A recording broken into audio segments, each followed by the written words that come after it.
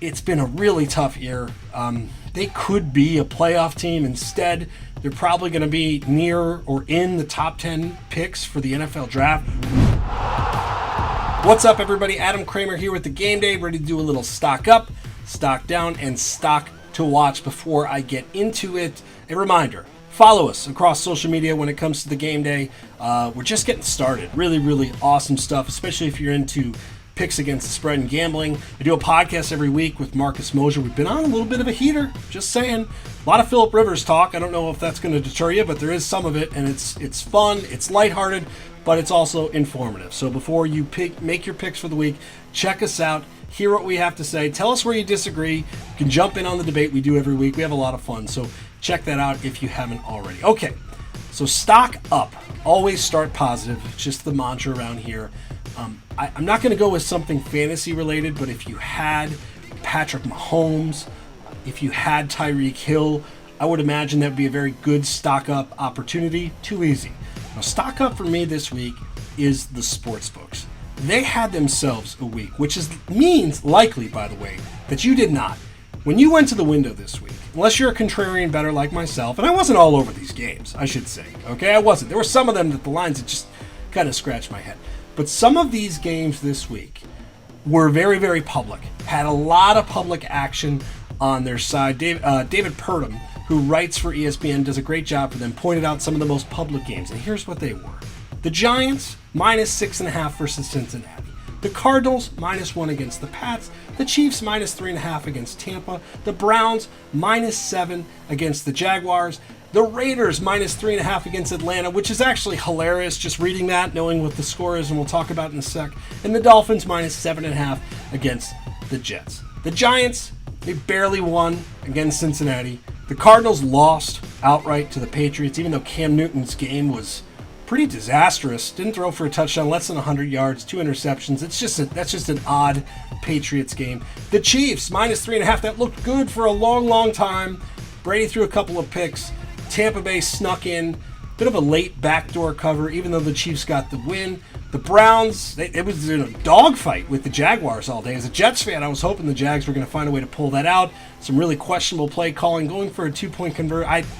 Just a disaster. But again, it's the Jags. The Raiders, you needed like +40, not -3.5 against Atlanta. Demolished 43-6. And yet the public was all over the Raiders. Hilarious outcome. One of the strangest outcomes we've seen all year. And the Dolphins, -7.5 against the Jets. Well, the Jets stink, okay? And as a Jets fan, I was thrilled with that result. I thought they had a chance in that 7.5. That felt like a little bit of a questionable line to me. I thought the Jets would play tough. They played tough early. Sam Darnold threw interceptions. The Dolphins covered. So of all those games, very, very public games, one of them covered. And that was the Dolphins. And I'm sure a lot of people were on the Dolphins who, they just know what the Jets do. There's not a moral to this story. I'm not going to tell you just don't go with the public every week, because this is not how it works. Sometimes it goes this way. Sometimes it doesn't. You hear weeks where the sportsbooks take a bath when you have setups like this and the game's covered. However, as a contrarian gambler, as someone who's appreciative of these kind of things, I'm not appreciative of you guys losing wagers, if that was the case. I am also always interested to see when weeks like this shake out. It was a contrarian week, it was a weird week, and the sportsbooks, they had themselves a day. They're going to enjoy it, because not every week, especially in the NFL, is going to be like this. Okay, stock down. I don't even know where to start. The AFC West, minus the Chiefs. So the Chiefs didn't cover. That's not the worst thing against the Bucs. Disaster. Let's start with a team that didn't have a quarterback. Okay, Denver lost 31-3.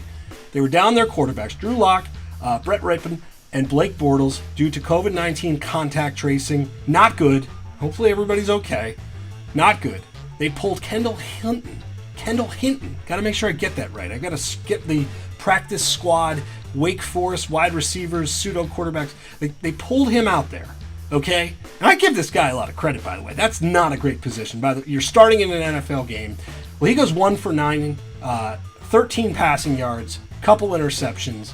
Denver reportedly wanted an assistant to try to play, which would have been amazing. NFL said no. That's lame. Should have just said yes if you're going to do this. And the outcome is pretty much what you had. I have nothing really else to add. If you watch this game, it was bad. I mean, New Orleans didn't even play that well. I'll hit on Taysom Hill and the Saints here in a little bit. That's why I'm keeping it Denver specific. But this was not even the worst loss, okay?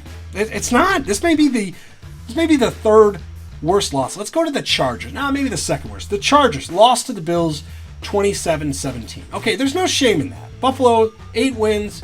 They're going to be in the playoffs. Josh Allen is good. That defense is good. I mean, Herbert, time of possession, a lot of things that worked in the Bills' favor. You give him credit. However,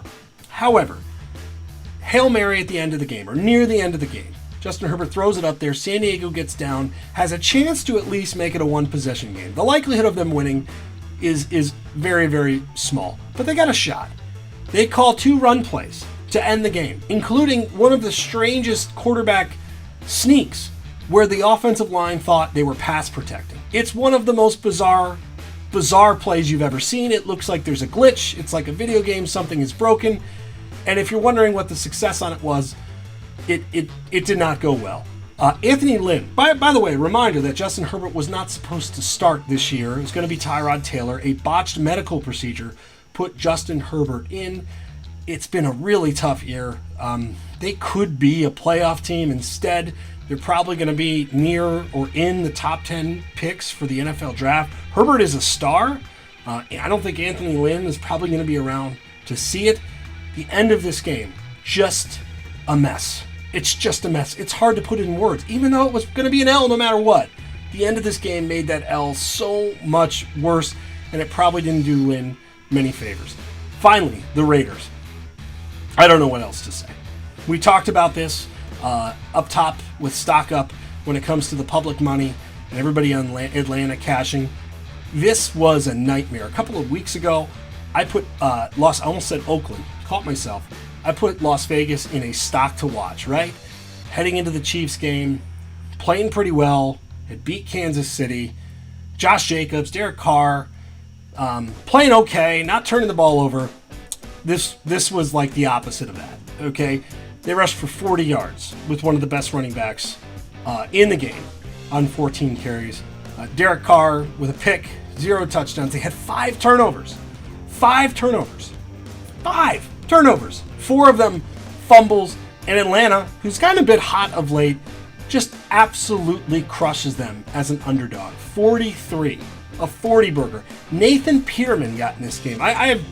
Here's the thing. If you're watching these games, you know things have either gone really good or really bad if Peterman gets into the game.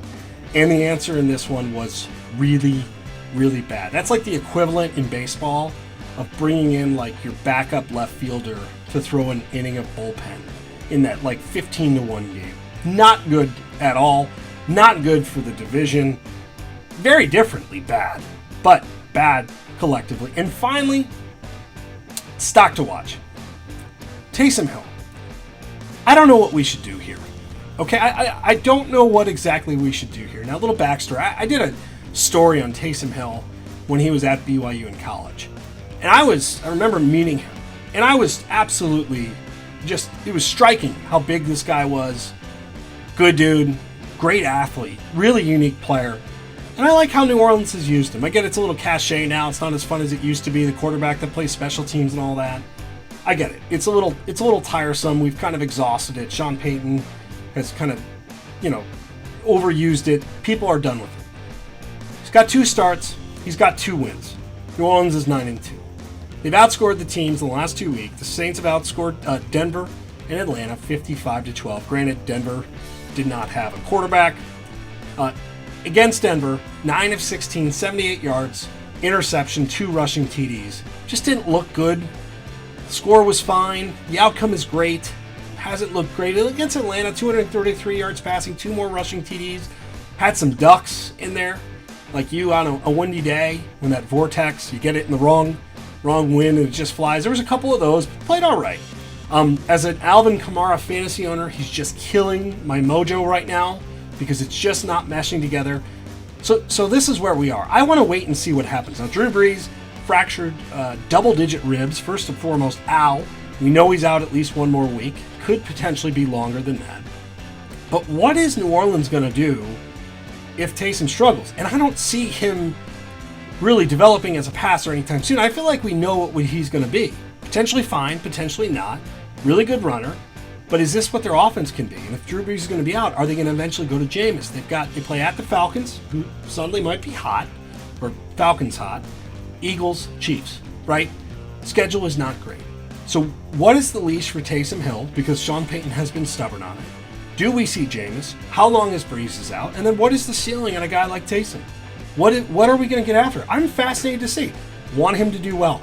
I think it's unique to get a guy like this in that position. Want to see him thrive. Got a lot of haters out there, it feels like.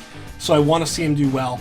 And yet the optics say that at some point, unless Drew Brees comes back quickly, things are potentially going to turn. Or maybe not. That's why we're going to watch the stock, and we're going to find out probably very, very, very soon. All right, guys. Again, Adam Kramer at The Game Day. You can follow me at Kegs and Eggs. Check us out on social media across all platforms at The Game Day. And listen to our podcast. I imagine Taysom Hill will come up this week. We're going to have other things. We're going to have picks against the spread. It's 5-0 a couple of weeks. I'm just saying, 5-0 a couple of weeks. Had some decent hits this week as well. So we'll keep you guys informed. We'll keep you guys entertained. And we look forward to talking to you guys very, very soon. Adam Kramer, over and out.